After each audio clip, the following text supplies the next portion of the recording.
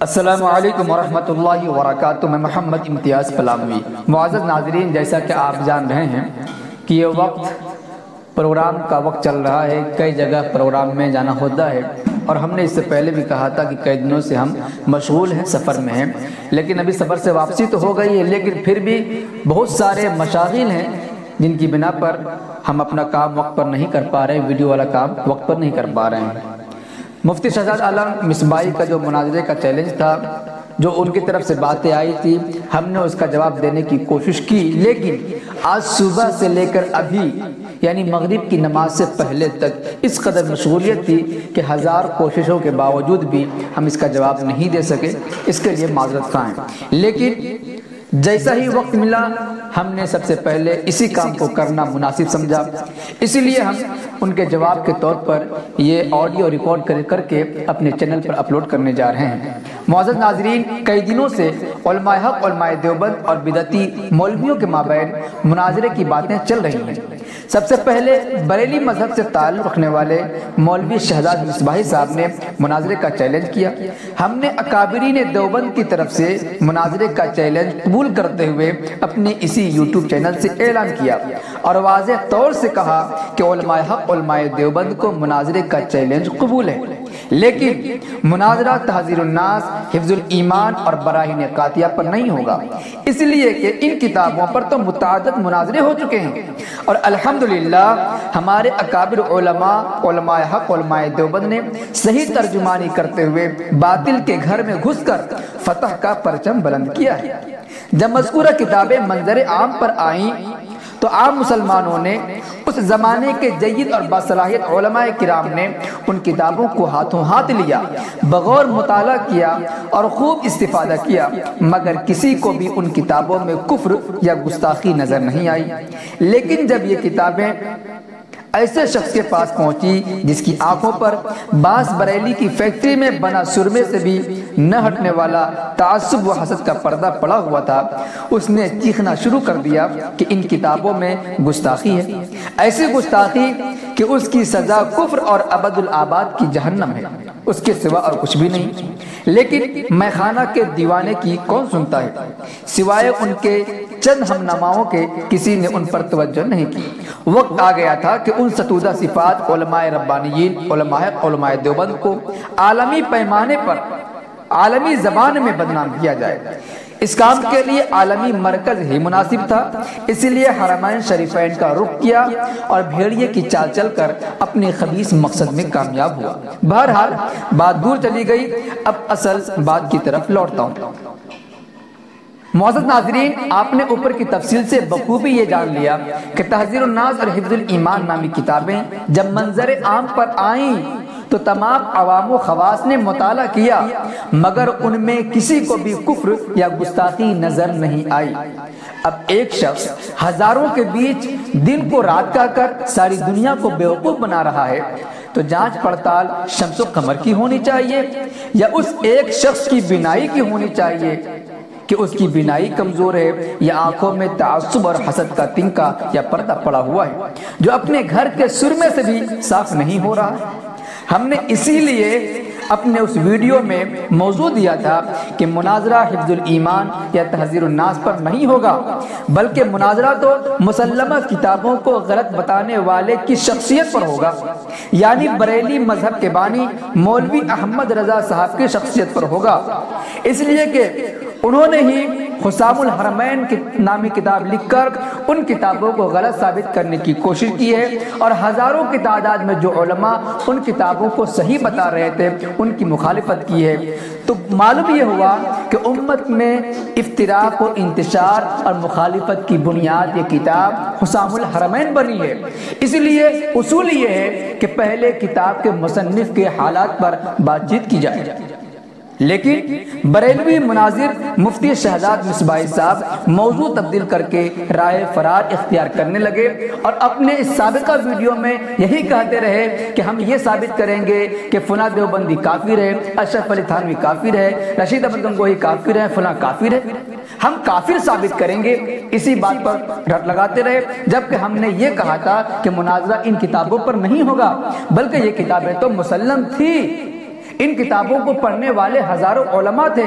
لاکھوں کی تعداد میں عوام تھے، لیکن انہیں اس میں نہ تو کفر نظر آیا نہ گستاخی نظر آئی، بلکہ ان ہزاروں کے بیچ میں ایک بھینگے شخص کو اس کے اندر کمی کوتاہی نظر آئی۔ تو ظاہر سی بات ہے اس ایک شخص کے بارے میں جانچنا ہوگا کہ آخر یہ شخص ہزاروں کی مخالفت کیوں کر رہا ہے۔ یہ مخالفت کرنے والا، اختلاف ڈالنے والا واقعی اس لائق ہے کہ اس کی باتوں کی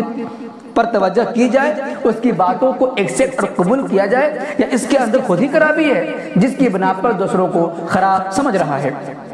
لیکن ہوا ایسا نہیں۔ بریلوی مناظر مفتی شہزاد مصباحی موضوع تبدیل کر کے رائے افراد اختیار کرنے میں ہی اپنی آنکھیں سمجھی ہے۔ معزز ناظرین، ملک کے حالات کے پیش نظر ہم نے مشورتاً یہ بات کہی تھی کہ ہم تو باطل کے گھر میں گھس کر بھی مناظرہ کرتے ہیں، اور الحمدللہ ہمارا اکابرین نے کیے ہیں، لیکن اکثر جھگڑے اور فساد کی نوبت آتی ہے، اور اہل سنت علماء حق علماء دیوبند کی طرف سے یہ شکایت ہوتی ہے کہ بریلویوں نے منصوبہ بند طریقے سے جھگڑا کرا دیا، اور بریلوی شور مچاتے ہیں کہ دیوبندی بھاگ گئے۔ اس لیے اگر پرامن طریقے سے مناظرہ کرنا ہے تو سوشل میڈیا اور انٹرنیٹ کا زمانہ ہے، آن لائن بھی مناظرہ ہو سکتا ہے، لیکن شاید انہیں امن پسند نہیں،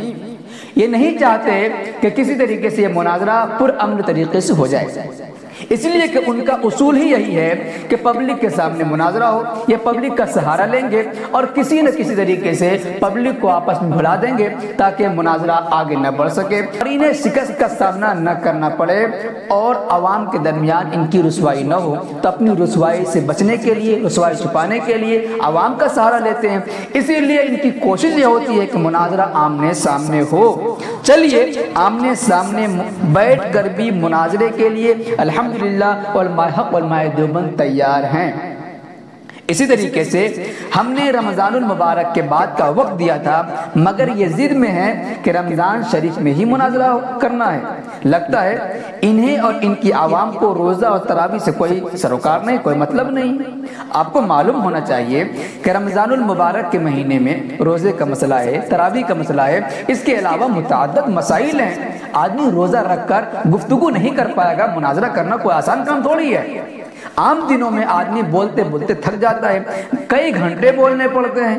رمضان کے مہینے میں آدمی بھوکا رہے گا، کیسا مناظرہ کرے گا؟ رات میں مناظرہ نہیں ہو سکتا کہ تراویح کا مسئلہ ہے، دن میں روزہ رکھ کر آدمی کے لیے بولنا دشواری کا باعث ہے۔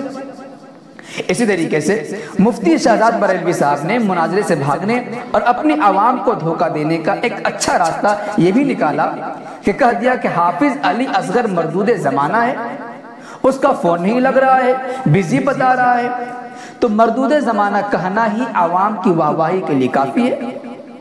کسی کو مردود کہہ دو، کسی کو کافر کہہ دو، کسی کو گستاخ رسول بتا دو، عوام کی طرف سے واہواہی مل جائے گی۔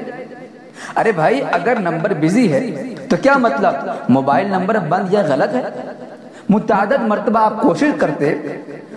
فون نہیں لگ رہا ہے، آپ واٹس ایپ میسج کر دیتے کہ ہم فلاں موضوع پر فلاں کام کے متعلق بات کرنا چاہتے ہیں، آپ کا نمبر بزی بتا رہا ہے، یا میسج کر دیتے، لیکن آپ نے کچھ بھی نہیں کیا، بس آپ نے بیان کر دیا کہ فون نمبر بزی بتا رہا ہے، ایسا بتا رہا ہے، ایسا نمبر دو۔ یہ سب تو بھاگنے کے طریقے ہیں ہماری صاحب۔ ظاہر سی بات ہے آدمی کے پاس ایک نمبر ہے، سینکڑوں لوگ فون کر رہے ہیں، کئی موضوعات پر بات چیت ہو رہی ہے تو بزی تو بتائے گا۔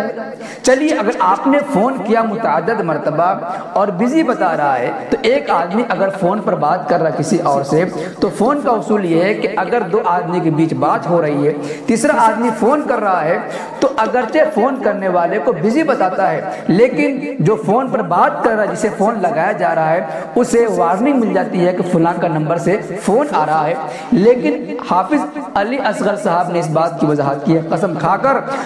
کہ خدا کی قسم کسی کا بھی فون، ان میں سے خاص طور سے شہزاد وغیرہ کا فون نہیں آیا ہے۔ کئی مرتبہ انہوں نے قسم کھا کر یہ بات کہی ہے، بالکل جھوٹ بول رہے ہیں، فون آیا ہی نہیں ہے۔ اگر چلو فون نہیں آیا یا فون نہیں لگ سکا اس وقت، کوئی مجبوری تھی، بعد میں کر لیتے، میسج کر لیتے، لیکن نہیں، چونکہ انہیں یہ بتانا تھا پبلک کو کہ دیکھو ہم فون کر رہے ہیں لیکن فون نہیں لگ رہا ہے، اس سے بھاگنے کا راستہ بھی آسان ہو جائے۔ بھائی ہم عوام کی آنکھوں میں دھول نہیں جھونک رہے ہیں، بلکہ عوام کی آنکھوں میں دھول جھونکنے کا کام آپ کر رہے ہیں تاکہ مناظرے سے بھاگنے کا راستہ آسان ہو جائے۔ اسی طریقے سے آپ پبلک کو یہ بتا رہے ہیں کہ علماء دیوبند کی کتابوں میں گند ہے، گستاخی ہے۔ ارے ہم علل اعلان کہتے ہیں، ڈنکے کی چوٹ پر کہتے ہیں، جب مناظرہ ہوگا تب بھی دنیا کو بتائیں گے کہ علماء دیوبند کی کتابیں بے غبار ہیں، نقص اور کمی تمہارے اعلیٰ حضرت بانی بریلویت مولوی احمد رضا خان کی آنکھوں میں ہے، اسے علاج کی ضرورت ہے، اسے جانچ پرکھ کرنے کی ضرورت ہے۔ اور جس طرح ساری باتیں شرائط مناظرہ میں طے ہوں گی، اسی طرح مناظر اور وقت وغیرہ کا بھی وہیں پر تعین ہوگا۔ اس لیے آپ ڈر کر نہ بھاگیں کہ تم ہی کو مناظرہ کرنا ہوگا، تم ہی سے مناظرہ کرنے ہوں گے، ایسی کوئی بات نہیں ہے۔ جب شرائط مناظرہ طے ہوں گے تو وہاں پر معلوم ہو جائے گا کہ کون مناظر رہے گا، نہ گھبرائیں۔ الحمدللہ علماء اہل سنت دیوبند مناظرے کے لیے تیار ہیں، فرار کا نام دے کر خود فرار نہ ہو اور نہ ہی عوام کو گمراہ کرے۔ آپ علماء حق علماء دیوبند سے مناظرہ کرنے کے لیے تیار رہیں، بہانہ بازی سے کام لے کر فرار کا راستہ اختیار نہ کریں۔ ویسے شرائط مناظرہ طے کرنے کے لیے کمنٹ باکس میں پن کر کے جو نمبر دیا جا رہا ہے اس نمبر پر رابطہ کر کے آپ شرائط مناظرہ طے کر لیں۔ شکریہ، جزاک اللہ۔ تمام ناظرین کو السلام علیکم ورحمۃ اللہ وبرکاتہ۔